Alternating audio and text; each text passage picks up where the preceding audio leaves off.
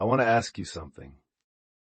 If you were standing somewhere, not sure who was going to win, would you stay loyal to the side you believed was right, or would you quietly drift toward the one that looked stronger?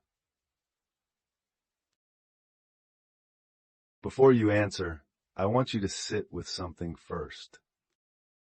Your livelihood depends on that choice. Your safety depends on it. The people you face every morning depend on it. Now, is your answer still the same? Melantho is a very small character in the Odyssey, small enough that most people finish the whole epic and don't remember her name. But what she did and why she did it is a story that everyone alive today recognizes. Anyone who has ever lived inside an organization, a workplace, any place where power has a structure. Let me tell you who she was. Melantho was one of Penelope's handmaids, not an ordinary one.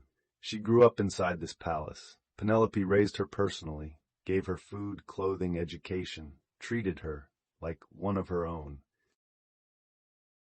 Homer marks this detail specifically, not a stranger, not a servant who had just been acquired, but someone this household had accepted from childhood. Then Odysseus was absent 1 year, 5, 10, 20. The suitors moved in, over 100 of them. They consumed the wealth, consumed the food. They brought new laughter, new authority. Penelope was still waiting. But waiting, inside that palace, was starting to look more and more like the posture of someone losing. Melantho watched all of this. She made a choice. She moved toward the suitors. One of them became her lover. She began looking at her mistress differently. She began telling the suitors things about the palace. Then Odysseus walked in, disguised as a beggar. Melantho was the first one to humiliate him to his face. She said, "You wanderer, are you drunk? Or is your head just broken? Get out of here, or you'll regret it." She said that to her own master, not knowing it was him. I want to stop here. Because most people reading this have one immediate reaction. Melantho is a villain. She betrayed the woman who raised her. She got what she deserved. She was punished in the end.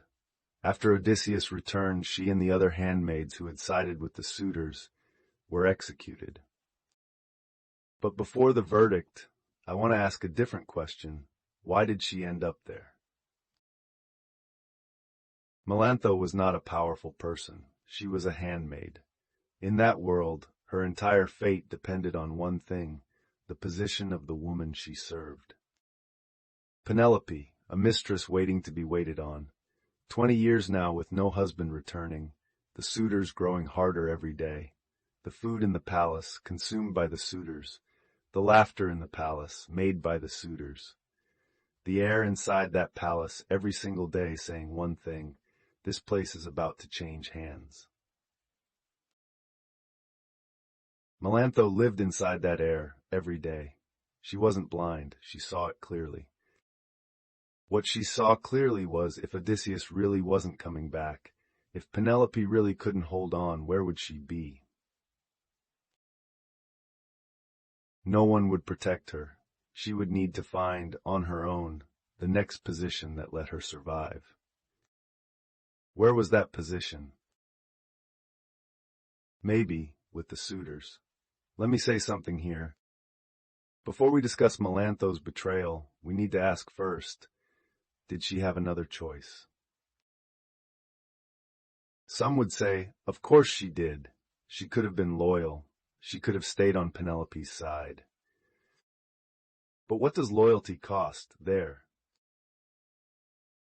In that palace, loyalty to Penelope meant, every day, under the eyes of those suitors, keeping your head down, pretending not to see.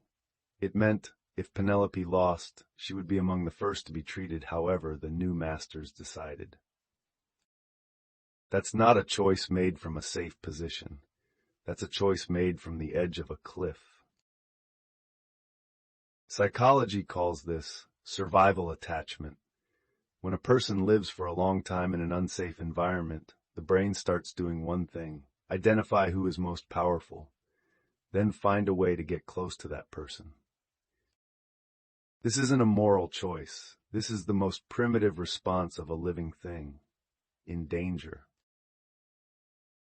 Melantho didn't suddenly become bad. She arrived at that position, day by day, inside an environment where the balance of power tilted a little more each day, through small actions, one after another. There was no clear turning point in that process. No day she sat down and told herself, starting today, I will betray Penelope. She just one day said one extra thing to a suitor, then said one more. Then that relationship formed. Then that relationship needed her to keep feeding it. And then she was already in that position. Going back was already very hard. But I want to say something else. Melantho didn't just move toward the suitors. She actively humiliated that beggar.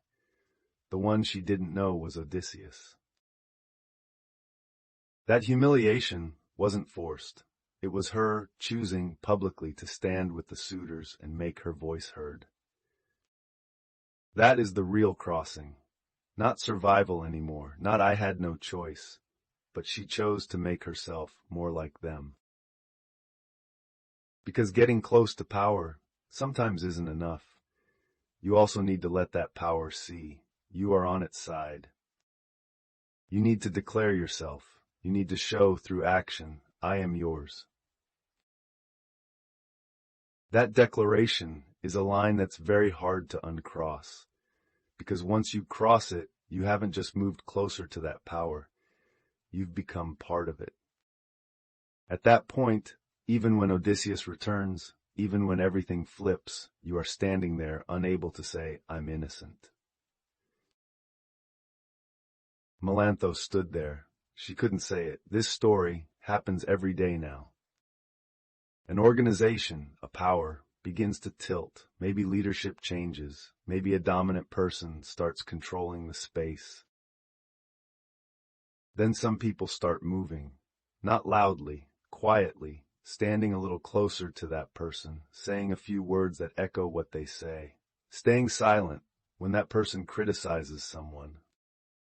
That silence is a declaration. And then, bit by bit, they've arrived at that position. Then one day, the situation shifts, the person they moved toward falls, or the position they originally held matters again. And they stand there and say, I had no choice, I was forced. In my heart, I was always on your side. Maybe that's true. Maybe somewhere inside them, they always knew it was wrong. But their actions said something else. Knowing it's wrong and choosing silence is not innocence. That silence is a choice. Homer's ending for Melantho is death. After Odysseus returned, she and the handmaids who sided with the suitors were executed. In Homer's time, that ending was called justice. But 3,000 years later, reading that passage, what I feel isn't only justice. What I feel is the entire road that led her there, which day, which choice, which line she crossed. None of those choices looked large. Each one came with a reason, just this once. I had no choice. Once things settle down, I'll go back. But that once things settle down, I'll go back, never went back, because every choice made going back a little harder, until one day she had crossed to the other shore. No way back. This is Melantho's real tragedy. Not that she was born bad, but that a series of choices, each one looking small, carried her step by step to a place she could no longer return from. Homer doesn't say it, but I want to leave one sentence here. Sometimes a person doesn't turn bad overnight. They just slowly begin to believe they have no other choice. And then eventually that no other choice becomes true. I want to ask you, Is there something in your life right now, something you're doing, where you tell yourself, I have no choice? But if you asked yourself honestly, do you really have no other choice? Or is I have no choice just the way that makes the choice easier to live with? Because the world is never quite what you think it is. Wu Talks World. Until next time, full script.